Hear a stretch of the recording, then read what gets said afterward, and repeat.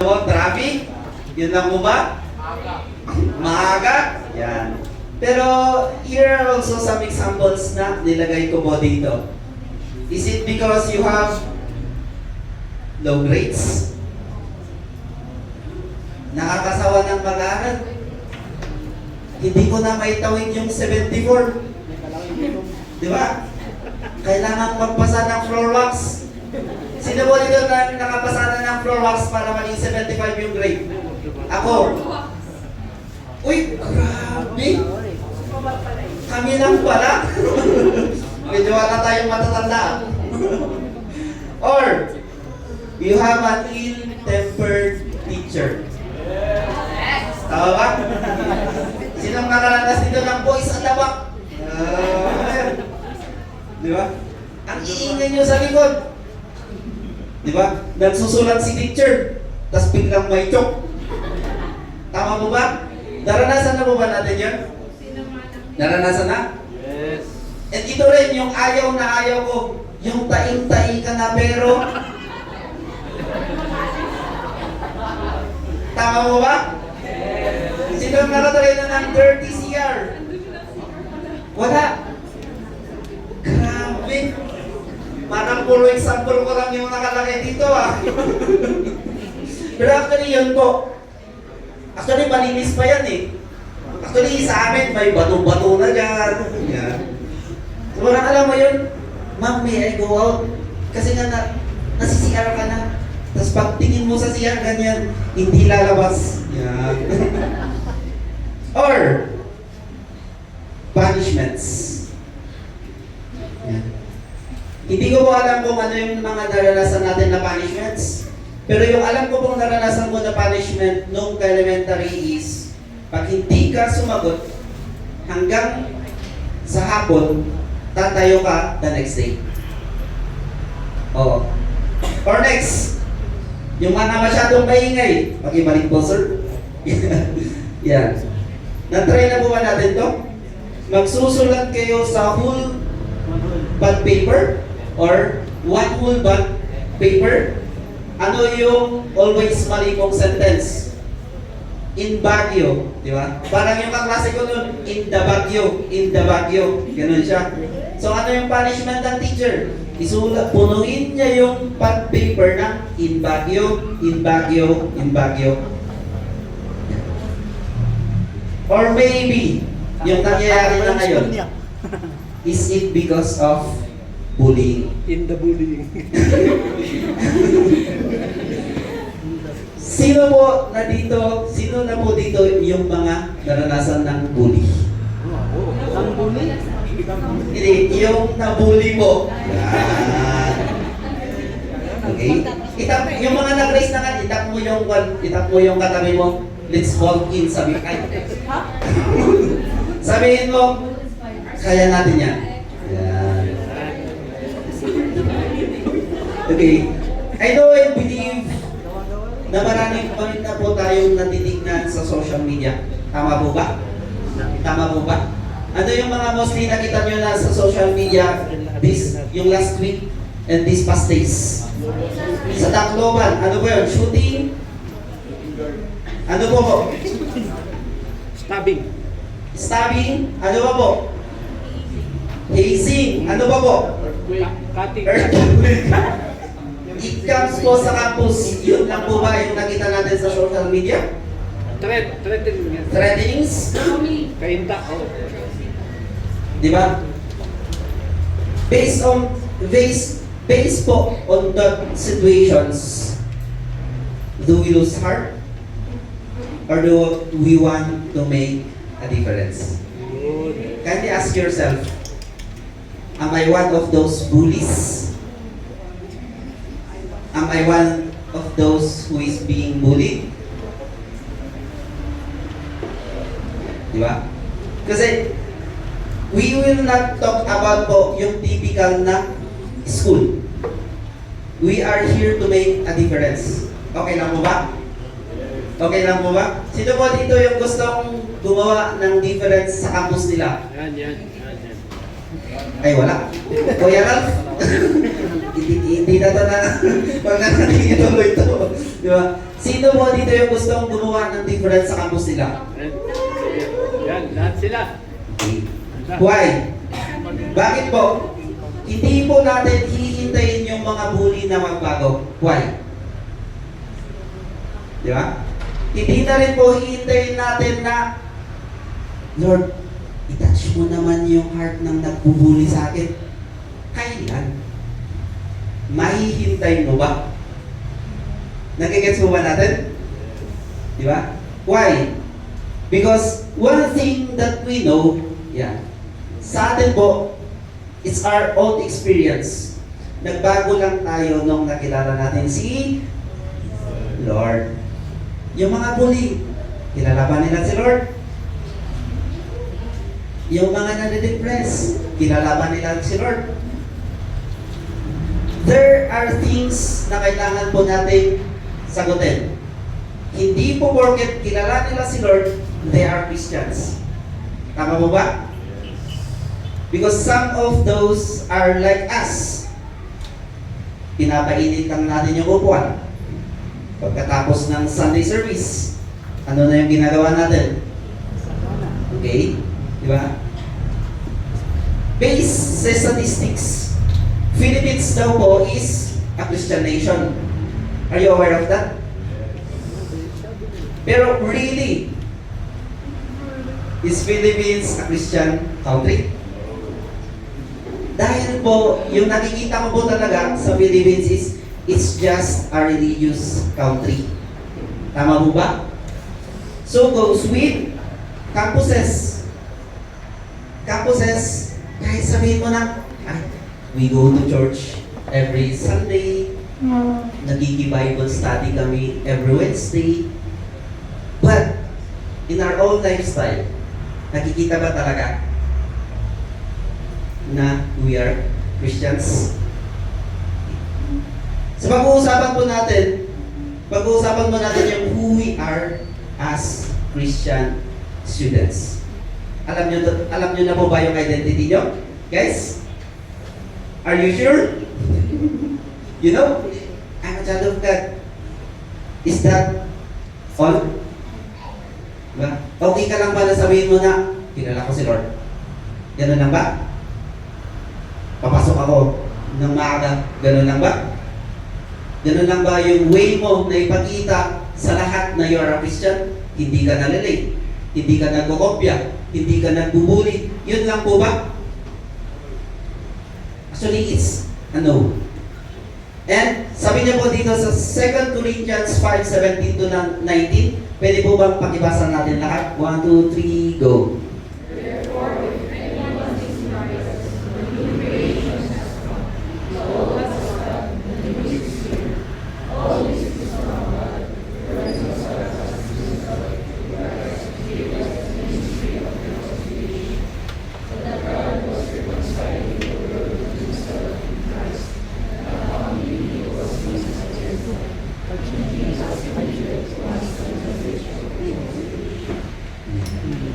Ano po yung na-highlight na una?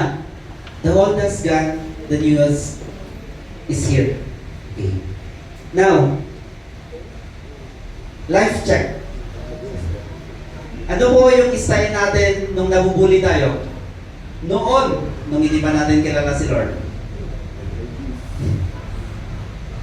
And my next question is, ano naman po yung style natin pag nabubuli tayo nung kilala na natin si Lord?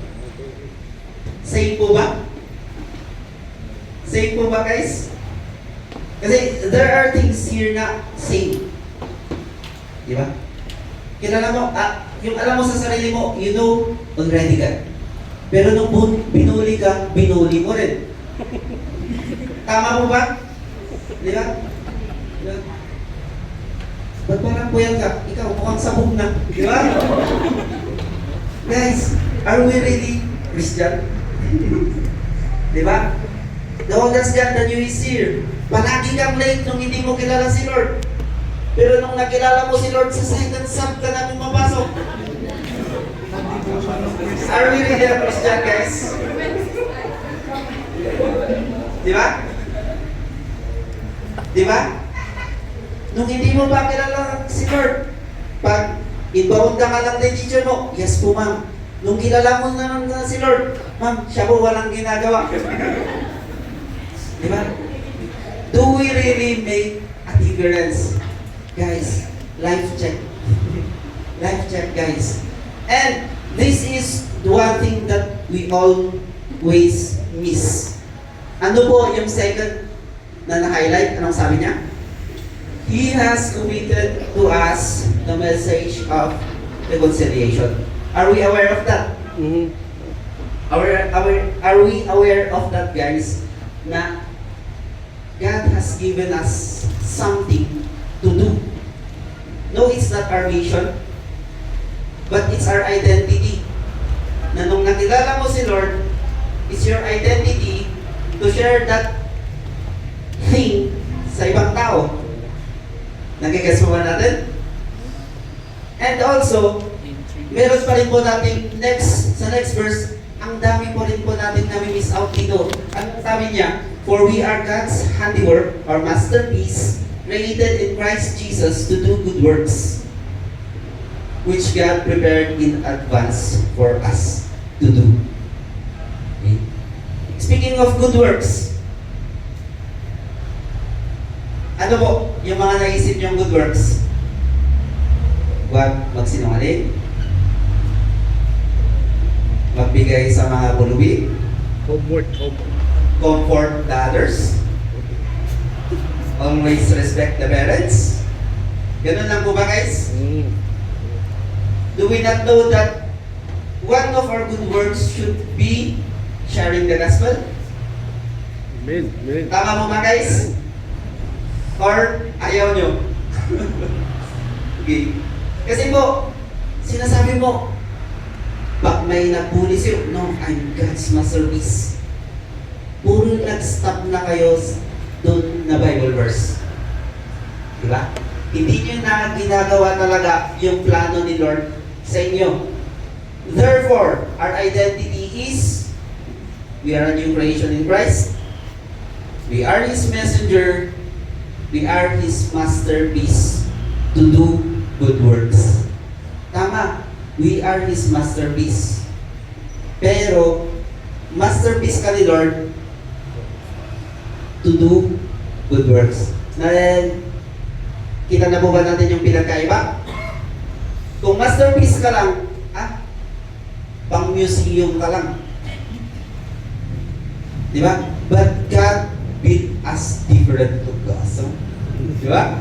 God built us different to do good works. Hindi ko naman sinabing mali yung ginagawa natin ngayon. Ang sinasabi ko lang, dapat alam na natin yung ginagawa natin ngayon. Diba? Ang bait mo na, dagdagan mo naman, i-share mo naman yung gospel, bro. Sis, mabait ka na, kulang na lang, i-share mo lang yung gospel. Okay? Because, yung next po is, what is our mission? Alam na po ba natin yung mission natin? Mag-attend lang ba ng LMA? Mag-attend lang ba ng Sunday service? Hindi, no? Basahin po natin. Tuloy natin sa 2 Corinthians. Pakibasa po lahat. 1, 2, 3, go. We, therefore, Christ's ambassadors, as though God were making His appeal through us, we implore you on Christ's behalf, be reconciled to God. God made Him who had no sin to be sin for us, so that in Him we might become the righteousness. We are Christ's ambassadors. Ano po meaning ng ambassador? You are representing someone. You are representing something. Okay? Pero ano po yung naka-highlight dyan? We are Christ's ambassadors. Okay? So yung point dun, do we really represent Christ in our campuses? Do we really represent Christ in our campuses? Meron ba akong na-remember nung nag-elevate pa tayo doon sa Blue Ocean? Okay? And yung usapan ko doon is, when Christians misrepresent Jesus Christ. Sino pong nakaka-remember doon? 1, 2, 3. Tatlo lang ba? Okay. Kasi hindi alam ng iba. When Christ misrepresent Jesus Christ, others misrepresent Jesus Christ. Nagigets mo na natin? Kung na-misrepresent mo si Christ sa iba, hindi ikaw yung nami-misrepresent. Sino? Si Christ. Di ba?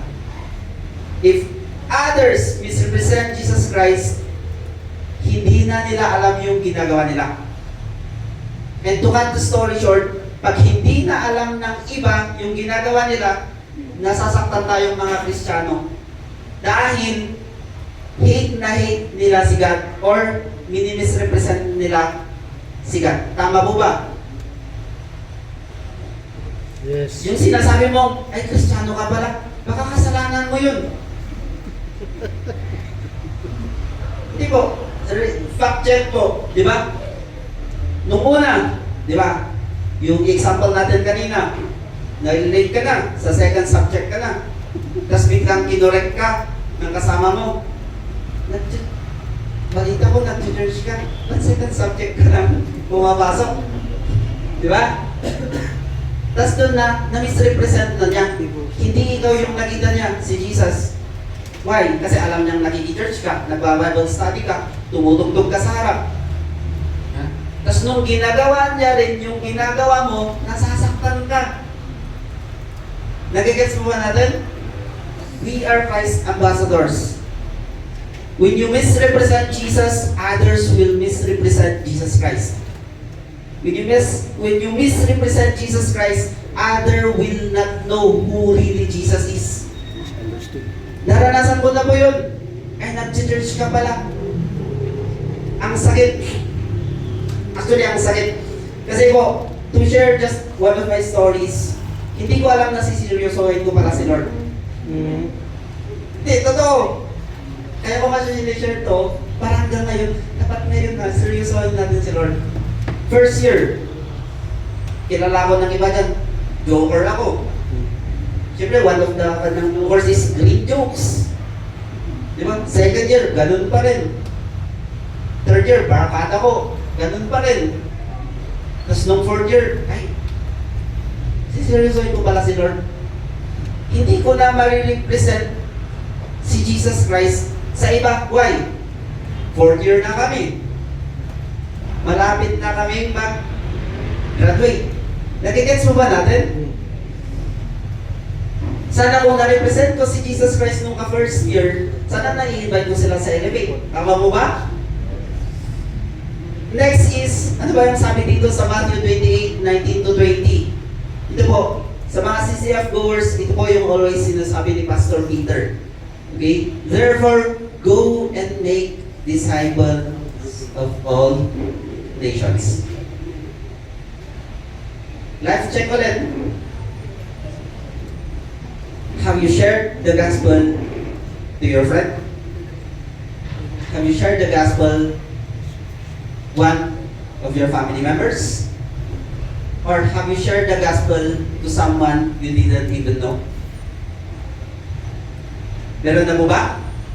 Meron na mo ba? Why? Diba? Alam na natin yung identity natin eh. We are Christ. Diba? We are a new creation. Pero yung point doon, hindi natin nare-represent si Jesus Christ. Kung babasahin po natin sa New Testament, ano yung ginagawa mostly ni Jesus Christ? Healing, sharing the gospel. Tama mo ba? So, that means na if we are Christ ambassadors, we should do also yung ginagawa ni Jesus Christ. Pero hindi ko naman sinasabi na you go out to your campus and do these things. Kaya nga po, meron tayo sa Elevate para po makita natin na the campus needs us. Tama mo ba? Tap yourself, the campus needs us. Parang ayaw nyo na. Kala ko kung masaya yung sa school is back, i-encourage pala kami mag-share ng gospel. Okay? Therefore, our mission is We are ambassadors of Christ, make disciples of all nations. Yung sinabi ko, start in the campus kung nasan man kayo ngayon. Diba? Sa mga nag-start ng nag-aral, meron ba kayong time mag-change? Baka pagpasok nyo sa kon, kayo na yung mga astig dun, kayo na yung mga tigas dun. Change. Medyo demure naman. Di ba? Di ba? Pag nag-good morning, medyo nagaganon lang. Di ba? Kasi noon, pag nag-good morning, good morning ma'am. Di ba? Baka ngayon is, good morning ma'am. Oo, di ba? Demure. Okay. Ayan. Last thing. What is our application? Guys, we are not just here to listen to the Word of God. Ulitin ko. Guys, we are not just here to listen to the Word of God. Nabibless ako na at the young age, nakikinig na tayo sa Panginoon. Pero mas mabibless ako if at the young age, ina-apply natin yung pinapakinggan natin. Tama mo ba?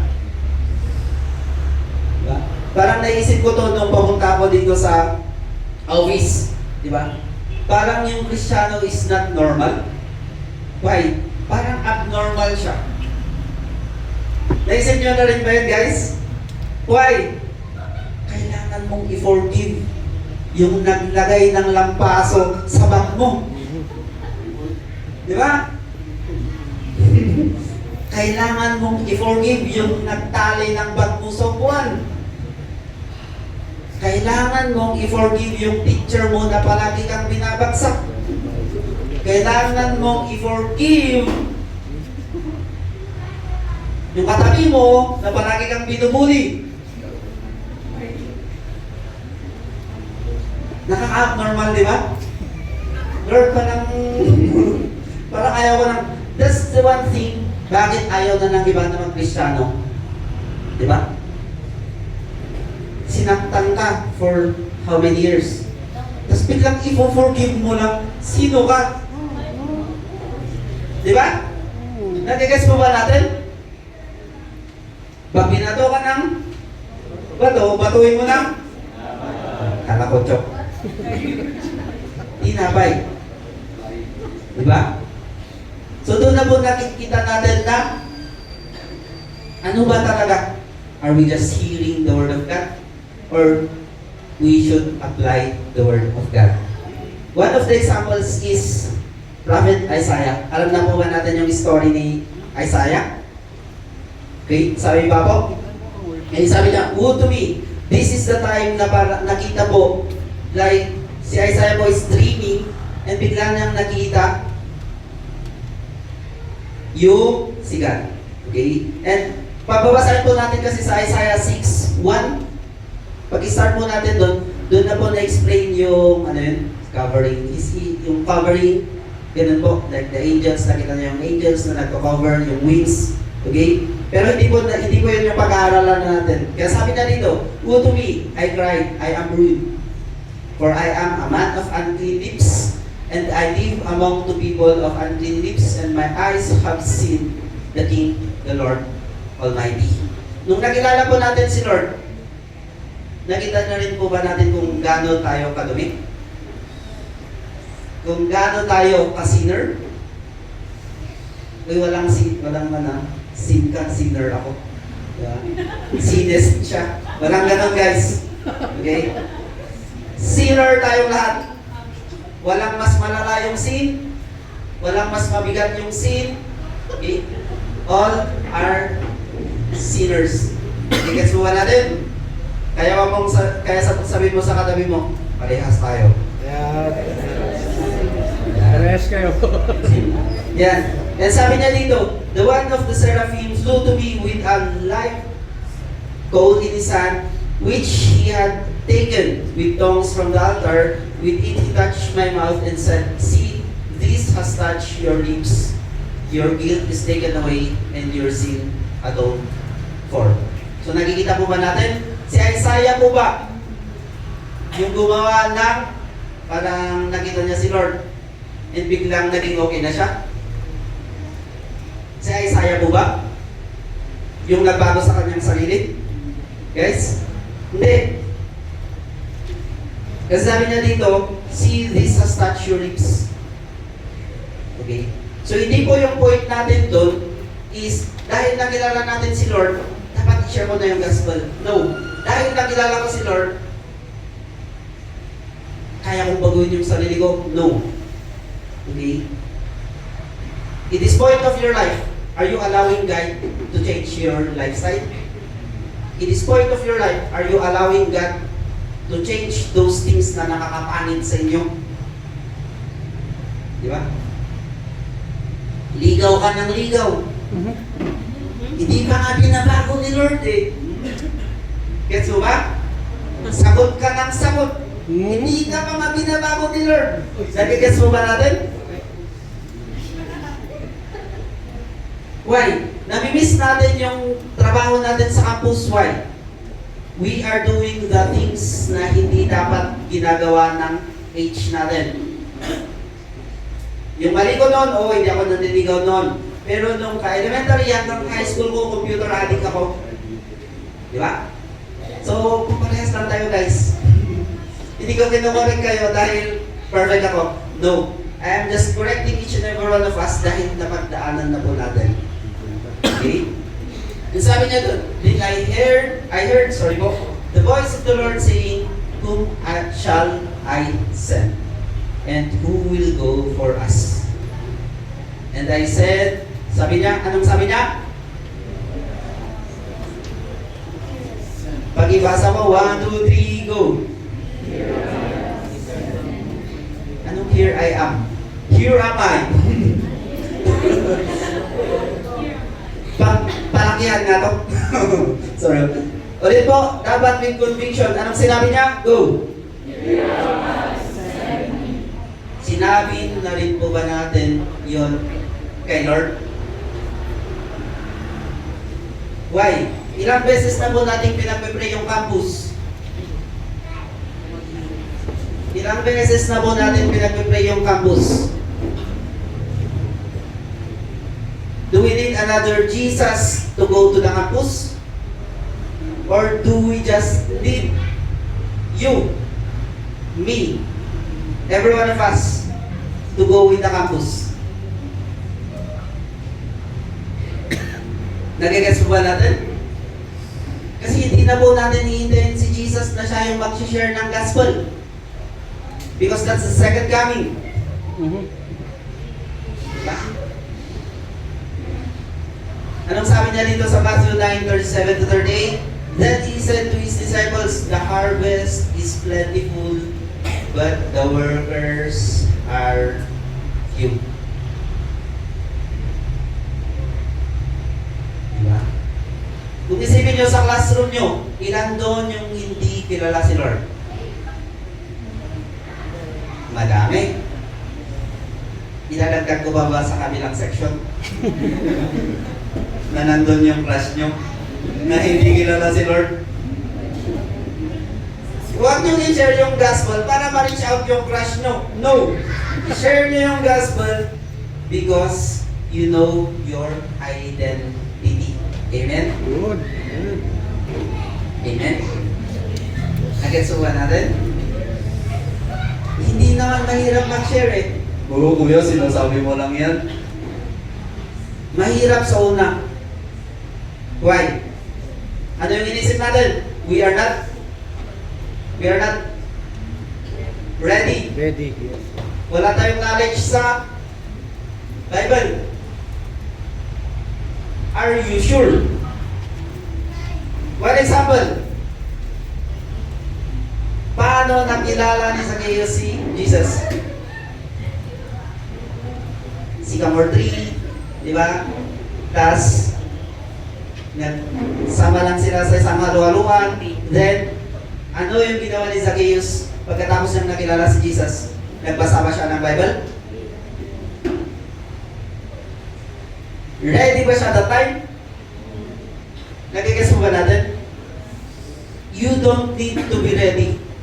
Ano po yung point doon? Kasi kung nakilala mo si Lord, alam mo na kung gaano mo kagustong i-share yung gospel sa iba.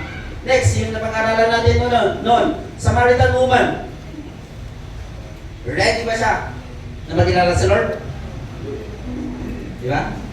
Nung pagkatapos niya makilala si Lord, anong ginawa niya? Nag-share ng? Hindi gospel po. Anong share niya? Experience, testimony. Anong share niya? Story niya. Story niya. Kaya niyo ba yun, guys? Yes. Uy, alam ni Lord naman, magnanakaw ako. Di ba? Uy, alam ni Lord na yung kasama ko ngayon, hindi ko asawa. Hindi, ganun yung ginawa ng Samaritan woman. Di ba? Shinare niya yung kung paano niya nakilala si Lord and ano yung ginawa ni Lord sa kanya. So yung point po doon is, you don't need to be ready. Pag-itabi yung kanabi mo, you don't need to be ready. Pakisabi na, let's start now. Yun. Let's start now. Nung pumasok tayo sa paaralan, hindi tayo ready. Kailan lang tayo naging ready? Nung bagsak na tayo, sorry. Nung nag-start na tayong mag-aral. Tama mo ba? Yun. Di ba? So same goes with sharing the gospel. Ganda. Galing pala. Sooner or later, kahit alam mong walang maniniwala sa akin, pag nasanay ka nang nag-share ng gospel, it will be your identity. Just like reading the Bible. Di ba? Wala kang naiintindihan. Pero kung basa ka pa rin ng basa, di ba? Masasanay ka rin. Tama mo ba? Or i-point out natin sa mga favorite yung relationship. Di ba? Sa ilang beses kang nabasted, nasanay ka na. Same goes with sharing the gospel. Ano ka? The more na i-neglect ka, parang pagkabasted rin lang yan. Masakit man, pero you need to share the gospel. Why? That is our identity. Yes. Di ba? Alam kong marami pa sa atin dito yung hindi nare-reject. Hindi lang po lalaki yung nare-reject, pati babae. When it comes to sharing the gospel, grabe kayo. Therefore, our application is, let us be used by God to do the harvest. Amen. So pwede mo bang sabihin mo na sa sarili mo na, I'm a worker of Christ. Warning. Warning. Anong sabi niya doon? It will never be easy. Ituloy pa rin natin sa story ni Isaiah. Sabi niya sa verse 9, he said, go and tell these people, be ever hearing, but never understanding. Be ever seeing, but never perceiving. Make the heart of these people callous, make their ears dull and close their eyes, otherwise they might see with their eyes, hear with their ears, understand with their hearts, and turn and be healed. Yung point lang po dito is, ano ba yung pinapagawa ni Jesus? Ano ba yung pinapagawa ni God na work na Isaiah? Yung gusto niya po is i-share niya sa mga chosen people yung word of God. Para bang chosen people, tas gusto mo bang gusto pandigan na sharean ng gospel? Why?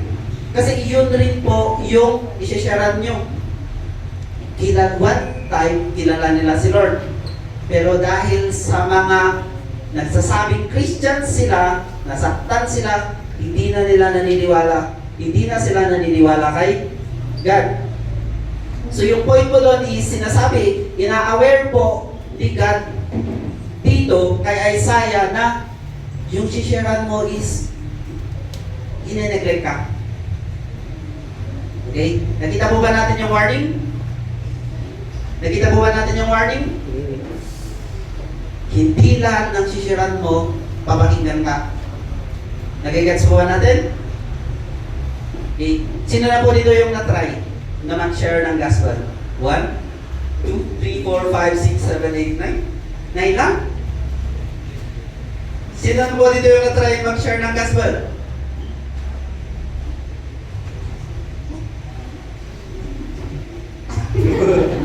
Di ba? So yung point doon is, nung nag-share kayo ng gospel, ano yung respond? Rejection. Bakit? Ay, Kristiyano ka pala, Jeremiah. Di ba? Kristiyano ka pala, Drexel. Yun yung point. Mahirap. Just like Paul. Di ba? You are persecuting people, tapos bigla kang mag-share ng gospel. Who you? Di ba? Nakakatakot ka na nga, mag-share ka pa ng gospel. Who you? Yun yung point eh. Pero that's how we live our life nung nakilala natin si Jesus.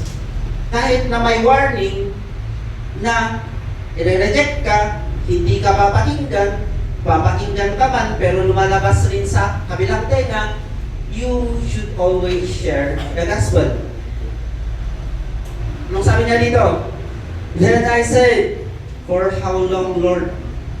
Tanungin niyo sa sarili niyo, hanggang kailan ako mag-share ng gospel?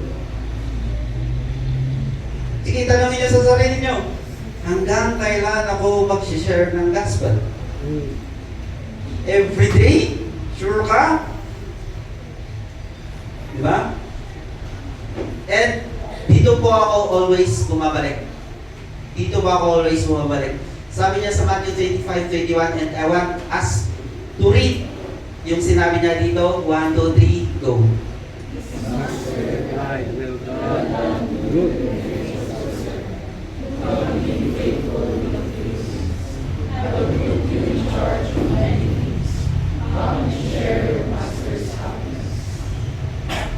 Yun rin po ba yung gusto natin?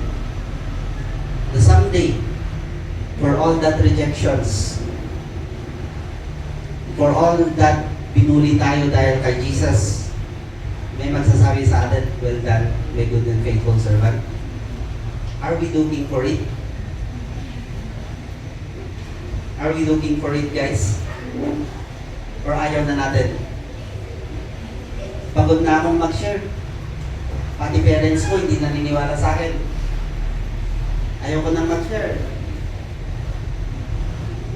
Sa 10 shineran ko, wala man nang nakinig. Diba? Pero the point there is, what's your identity? Jesus, na-reject rin siya. Even God Himself. Diba? Pero, nag-stop ba siya? No. Kahit alam niyang He will be crucified, anong ginawa niya? Tuloy pa rin. Diba? Pero hindi ko naman sinasabi na lahat tayo dito na nakakinig, maku-crucify rin. Hindi po yun yung point. We will be rejected. But, yung point doon is, we know our identity and God will never leave us. Amen po ba? Yes. So, sa nangyayari sa campuses natin ngayon, do we lose heart? Or do we want to make a difference? Can I hear an answer? Do we want to make a difference? Yes. Kulang. Do we want to make a difference? Yes. Last, do we want to make a difference? Yes. And lastly, you might not make a difference to every person, but you can make a difference to one person. Yes. And I will leave it to my one testimony. Di ba, pangit yung story ko. 3 years akong joker. Tapos bigla lang akong nagseryoso kay Lord ng 4th year. Hindi naman sayang yun. Why? I have this one friend. Palagi palagi siyang naasar sa mother niya. Why? Taga-Binang siya. Hindi ko nasasabihin yung name. Siyempre, sabihin ng ang layo dito sa Trinidad. And yung always ginagawa, kaklase ko yung always ginagawa, palaging ibabaon ni mother na masapa. Ito yung training post. Kasi gardenero. So meaning, klase meeting at 7:30. So kailangan niyang magbiyahe dito sa training post ng mga around 4:30.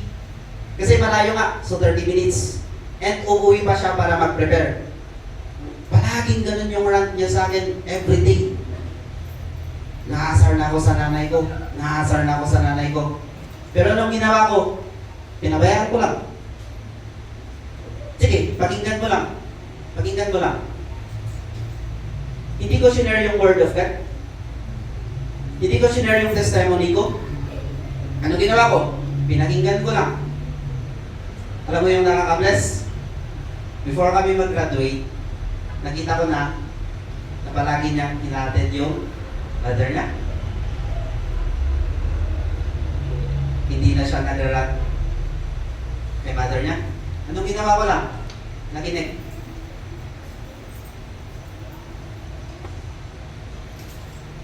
Ay, may nagagawa pala yung pakikinig. Oo. Kasi baka may mga friend kayo dyan, bro, may gusto akong i-share. May practice pa tayo ng PE. May project pa tayo bukas. May assignment pa tayo. Can you give them one time? Kahit 5 minutes. Kahit 10 minutes. Hindi naman yung point ko doon is i-share mo talaga yung gospel. Bro, can I share you John 3:16? Hindi naman yun eh.